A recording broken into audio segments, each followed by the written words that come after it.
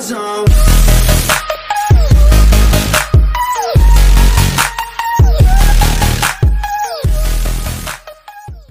Moi YouTube! Tänään me tehdään tällaisesta paskasta leikkilimiusta maisteluvideo. Ja mun kaikki kaverit on sanonut, että tää on aika surkeeta limua.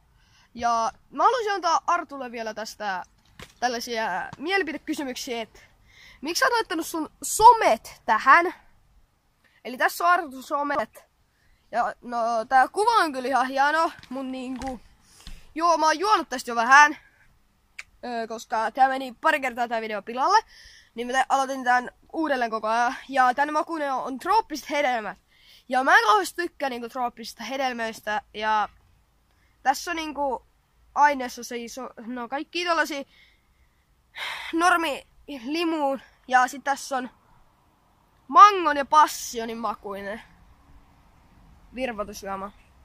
Joo, eli aletaan nyt maistella tätä juotavaa. Joo, eli ensimmäisenä mä avataan korkki tästä ja otetaan ekana vaikka haju. Tää haju on kyllä niinku aika hyvä, että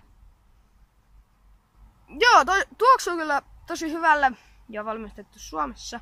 Ja joo, mut maistetaan.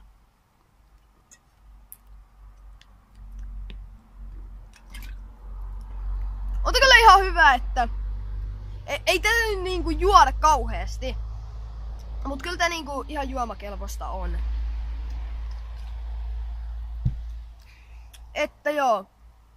En kyllä kauheasti tykkää, mutta maistetaan vielä kerran. Hyi. Nyt kyllä meni maku, että tää saa lähteä.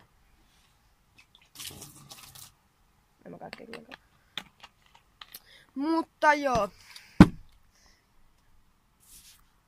Joo, eli ei tää kyllä ihan juomakelpoista ole. Menkää sinne. Joo, ei tässä videossa muuta ollut. Et muistakaa heittää ne peukut pystyyn ja tilatkaa kanavaa ja se olisi moro.